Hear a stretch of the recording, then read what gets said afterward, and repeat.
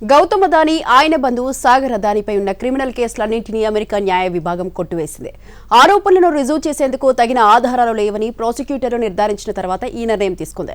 దీంతో న్యూయార్క్లో high profile security white fraud case పూర్తిగా ముగిసింది. ఇదివరకే సివిల్ కేసులను US securities and exchange commission withdraw చేసుకుంది.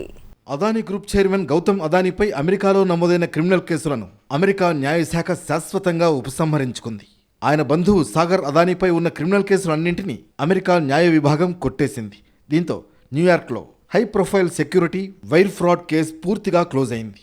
న్యూయార్క్ ఈస్టర్న్ డిస్ట్రిక్ట్ కోర్టులో దాఖలైన పత్రాల ప్రకారం ఈ కేసును కొనసాగించడానికి తగిన ఆధారాలు లేవని పేర్కొంటూ అమెరికా న్యాయశాఖ అభియోగాలను రద్దు చేయాలని కోరింది.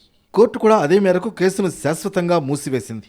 ఈ కేసులో ప్రధానంగా సౌర విద్యుత్ ప్రాజెక్టులకు సంబంధించిన ఒప్పందాల కోసం లంచాలు ఇచ్చారనే ఆరోపణలు వచ్చాయి. అయితే అదానీ వర్గం మొదటి నుంచి ఈ ఆరోపణలను ఆధారరహితమని ఖండిస్తూ వచ్చింది. కేసు రద్దుకు ప్రధాన కారణంగా అమెరికాతో ప్రత్యక్ష సంబంధాలు నిరూపించలేకపోవడం, సరిపడే సాక్ష్యాలు లేకపోవడమే అని న్యాయవర్గాలు పేర్కొన్నాయి. అమెరికాలో చట్టాలను భారతదేశంలో జరిగిన కార్యకలాపాలపై వర్తింపజేయడంపై కూడా న్యాయ నిపుణులు ప్రశ్నలు లేవనెత్తారు. ఈ పరిణామం అదానీ గ్రూప్కు పెద్ద ఊరటనిచ్చే అంశంగా భావిస్తున్నారు.